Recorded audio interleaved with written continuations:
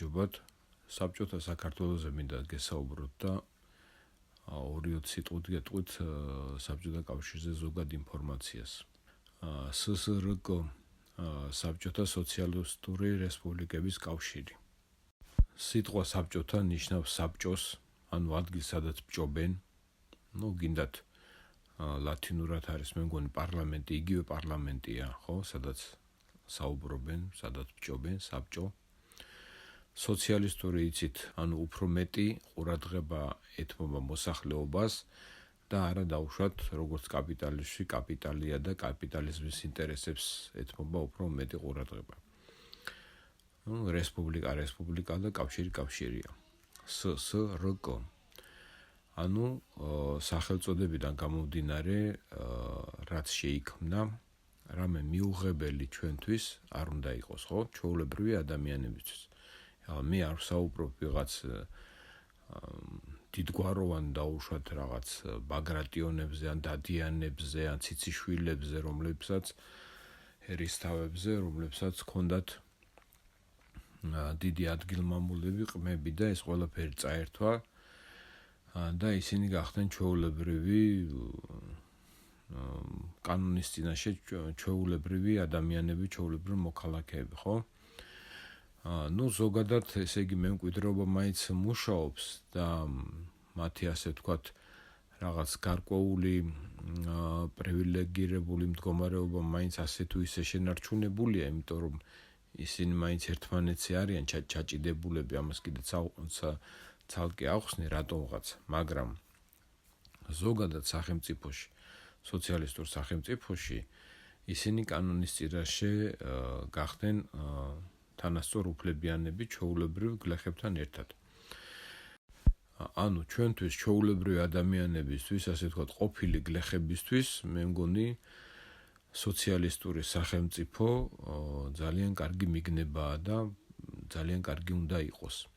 და ყოველთვის მიკვის ხოლმე, როდესაც მაგალითად სულ მახსენდება და ხშირად ვამბობ რაღაც სიუჟეტი იყო თავადებზე და ეს 15-20 წლის წინ იყო ეს სიუჟეტი, რომელიღაც თავადზე, რომელიც გადაასახლეს თუ რაღაც ანტისაბჭოთა იმას ეწეოდა მოღვაწეობას და ეს იქ ტიტრები ხომ არის ჟურნალისტი რაღაც და ჩვეულებრივი გლეხის გვარის გოგო რაღაც და ის უთანაგრძნობდა ახლა თავადებს, რომ ეს რაცუდები ყოფილან თურმე კომუნისტები, რომ წაიყვანეს და დახვრიტეს.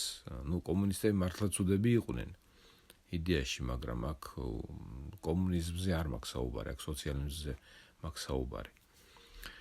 და იმდენი არ იცის, რომ ეს სოციალიზმი რო არ მოსულიყო, ის იქნებოდა ჩვეულებრივი გლეხის გოგო და როდესაც ამ თავადის ბიჭი დაიმშვენებდა ულვაშებს და თუ ეს გლეხის გოგო რაღაცას წარმოადგენდა ფიზიკურად, ხო, აუცილებლად გაიცნობდა უფრო ახლოს, ასე ვთქვათ, და თავის მეგობარ ძმაკაცებსაც გააცნობდა, ან მერე ძაღლში გაცვლიდა, ან ვინმეს აჩუქებდა საბოლოო ჯამში. ხო და როდესაც საერთოდ ადამიანებო რამეს ამბობთ, ცივგონებაზე დაამყარეთ თქვენი აზროვნება.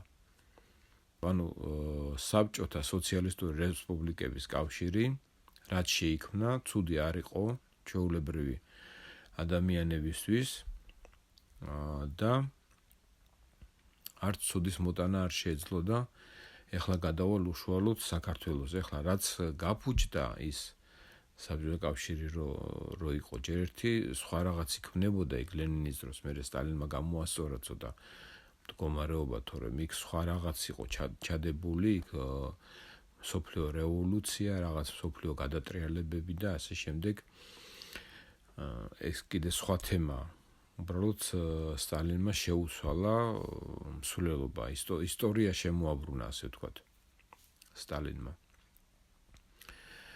და მე მგონი დამეთანხმებით, რომ საბჭოთა სოციალისტური რესპუბლიკების კავშირი, როგორც სახელწოდება, ადამიანებისთვის ცუდი არ უნდა ყოფილიყო. იმიტომ რომ გადაწყვეტილებები მიიღებოდა საბჭოში, სადაც ხალხი ბჭობს, ან ხალხი ირჩევს იმ ხალხს, ვინც ბჭობს, ხო? სოციალისტური გასაგებია საზოგადოებაზე ხალხზე ორიენტირებული რესპუბლიკა და კავშირი. მე მქონდა ამონაწერი რომელიღაც სტადიიდან, სადაც იყო მოთხრობილი თუ რა აშენდა საბჭოთა პერიოდში საქართველოში ძალიან დიდი სია იყო წარმოებები ჩამოთვლილი და უამრავი სოფლის მეურნეობის მიღწევები და ასე შემდეგ. ესეა დავკარგე და პრინციპში თქვენ შეგიძლიათ რაღაც მოიძიოთ და უფროსი ასაკის ადამიანებმა იცით ისედაც და უმცროსი ასაკის ადამიანები თუ დაუკვირდებიან და რასაც ირგვლივ ხედავენ, ეს ყველაფერი საბჭოთა ხელისუფლების მიერ არის შექმნილი. ახალი ხელისუფლება და ახალი დრო რაც მოვიდა, რაცაც აშენებენ, არ ვიცი თუ მოგწონთ, სახლებიდან დაწყებული, კორიდორში რო გადიხარ, ვინცად ლაპარაკობს ის ისმის. ვერაფერ კარგს ჯერჯერობით ვერ ხედავ ამათ აშენებულს, ახალი დროის აშენებულს 90-იანებიდან გულისხმობ. არც პოლიტიკური ვითარება მოწონს, რაც საქართველოშია შექმნილი, არც ეკონომიკური ვითარება მოწონს, რაც საქართველოშია შექმნილი. და ასე შემდეგ. რასაკვირველი არც ის დაკარგული მიწები და ოკუპაცია და ასე შემდეგ და ასე შემდეგ. ამიტომ მე რაც მახსოვს იმას ვიტყვი, სულ რამოდენიმე მომენტზე გავამახვილებ ყურადღებას. რაღაც ერთი ასევე სიუჟეტი გამახსენდა, როდესაც ვიღაც მთიელ კაცს ასაუბრებდნენ, რომ აი მთიდან ხალხი გადაასახლესო და ასე შემდეგ, თვითონ მეშინოდაო მთიელი ხალხის საბჭოთა ხელისუფლებას, რომ ვერ აკონტროლებდაო და რა ვერ აკონტროლი უნდა მთიელ ხალხს ელემენტარულად ბარში ჩამოსასვლელ გზაზე რომ საგუშაგო დააყენო, დამთავრებულია მთიელი ხალხის, თვითონ ჩამოვა პურს შეგეხვეწება, ხო? სად უნდა წავიდეს ახლა კავკასიონზე გადავა? კაი გადავიდეს და იქიდაც დააყენებ მეორე საგუშაგოს. შიმშილი მოკლავს და აქეთ შეგეხვეწება. ასე რომ ეგ რაღაც თითიდან გამოწოვილი რაღაც არგუმენტი. ჩამოასახლესო სადღაც გამარჯვებაში რუსთავთან. ხო, რუსთავი მაშინ არ იყო და რუსთავი გააკეთა, ააშენა სტალინმა, კიდევ ერთხელ ვიმეორებ, რუსთავის აშენებით გაირღვა ალყა თბილისის ირგვლივ. ის არაქართული ალყა რაც იყო და ზოგადად საბჭოთა ხელისუფლებამ, ბერიამ, სტალინმა თბილისი გახადა ქართული. და მისცა ის სტატუსი, რაც აქვს დღეს თბილის, ანუ საქართველოს დედაქალაქია. მე არ ვეთანხმები, დღეს უკვე არ ვეთანხმები ამ ეტაპზე თბილისის დედაქალაქობას და ამას მე ავხსნე აუცილებლად ცალკე. მაგრამ ეხლა გავაგრძელოთ ის, რაც აშენდა და აღარ გადავხვდები აქეთ-იქით სხვადასხვა თემებზე. უპირველეს ყოვლისა, რაც ეხლა უცებ მაგონდება, არის ენგურხესი და ენგურხესის აშენებით მინდა გითხრათ, რომ მთელი დასავლეთ საქართველო აშენდა, იმიტომ რომ იქ მე მგონი 3%-მდე არის დანაკარგი გათვალისწინებული მშენებლობაში, ანუ თუ 3%-მდე არის დანაკარგი მშენებლობაში, მას უკვე არ ეძიებენ და ასე ვთქვათ ლოიალურად შიგნით გვარდება ეგ სიტუაცია და ანუ პროკურატურაში აღარ მიდის მე საქმეები დანაკლისზე და ასე შემდეგ. და ენგურხესის ისეთი მასშტაბი იყო ენგურხესი, რომ იქ 3% რო იკარგებოდა, იგივე ბეტონი იქნება თუ ცემენტი, ხო, ძირითადად ცემენტზე იყო საუბარი. იმიტომ რომ ბეტონის წაღება-წამოღება მაშინ რთული იყო. ენგურხესზე მოპარულმა ცემენტმა ააშენა თითქმის მთელი დასავლეთ საქართველო. ეს ერთი. მეორე რაც მნიშვნელოვანი რაც გაკეთა დასავლეთში, ეს იყო ქუთაისის ავტოქარხანა და პირველად ქუთაისის ავტოქარხანაში უნდა გამოიშვათ, აი მერე რომ გაზში ისაც შესტირო დაერქვა, აი დიდი გამვალდობის მანქანას და აქ დაიწყეს ქუთაისში მაგის გაკეთება, ცნობილი კაზი კოლხიდა, მაგრამ ვერ მოაბეს თავი, იმიტომ რომ მტრები იყვნენ რასაკვირველია ხელისუფლებაში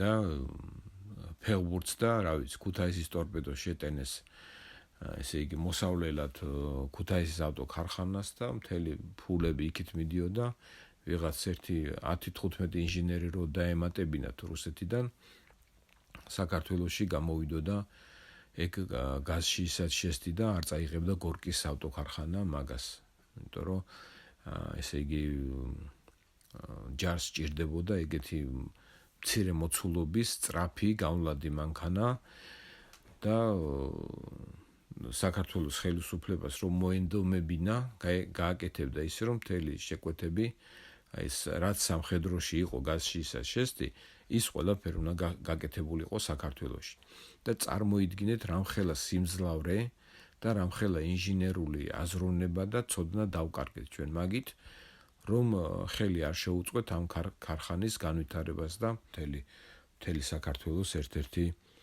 ძირითადი ამოცანა უნდა ყოფილიყო მით უმეტეს რომ საქართველო მთიანი რეგიონია და ჩვენ ჰაერივით გჭირდებოდა ასეთი მანქანები ამ ასეთ მანქანებზე დამონტაჟებული იგივე ავტობუსები და ასე შემდეგ ხო რომ თა განვითარდებოდა უფრო მეტად ასევე აქვე იყო ბეტერების გამოშვების პერსპექტივაც და კიდევაც ჩაეშვა წარმოებაში საცდელი ვარიანტები ანუ ეს ბეტერის პროექტის ჩააგდეს ქართველებმა ბეტერების საქმე ჩავარდა ეხლა გადმოვინაცვლოთ აღმოსავლეთ საქართველოში ძალიან მნიშვნელოვანი იყო მცხეთის ბირთვული რეაქტორი საქართველოში იყო ძალიან ძლიერი მათემატიკის სკოლა და საბჭოთა კავშირის ხელისუფლებამ აქ იმიტომ ააშენა ბირთვული რეაქტორი რომ აქ უნდა განვითარებულიყო ბირთვული ფიზიკაც და ეს რაოდენი დიდ ასე ვთქვათ სამეცნიერო მას მისცემდა სტიმულს საქართველოს და თქვენ ხედავთ აი ვაკე საბურთალოს გზაზე რო გაივლით დელისიდან დაახლოებით ერთ გაჩერებაში ქვემოთ იქ არის უზარმაზარი კარგი ნაგები შენობა ეს ფიზიკის ინსტიტუტია მაგრამ ის რაც დაინგრა ბოლო 35 წელი ამის აღდგენა უკვე აღარ მოხდება იმიტომ რომ ყველა ეს ინსტიტუტები თუ სკოლები რომელიც აქ არის გახსნილი ყველა ნიჭიერს წაიყვანს ევროპა წაიყვანს ამერიკა ისინი აქ აღარ ჩამოვლენ და ჩვენ ვიქნებით აი ესეთი ხალხი აი მოსამსახურეებს გავზრდით გავაგზავნით მერე ისინი დედები გახდებიან მერე შვილებს წაიყვანებენ ნუ ახლა უკვე ხდება ეს და ბევრჯერ მისაუბრე ამ თაობაზე ჩვენ გავხდით მოსამსახურე ერი ანუ ბოლოს რომ დავამთავრო ჩემი ეს ვიდეო ამას აღარ დავამატებ იმ კულტურულ თუ სხვა წინსვლას ხელოვნებაში და ასე შემდეგ საქართველოში იმ უამრავ ინსტიტუტებს საიდანაც ყველა დარგს ჰქონდა თავისი კვლევითი ინსტიტუტი და თავისი მეცნიერება საქართველოში და ეს ყველაფერი ვითარდებოდა ანუ ძალიან კარგი ქვეყანა იყო უბრალოდ ჩვენ არ გვეყო ამის გაგება ჩვენ არ გვეყო ის ცოდნა და ჩვენ არ გვეყო ამის გაგება ჩვენ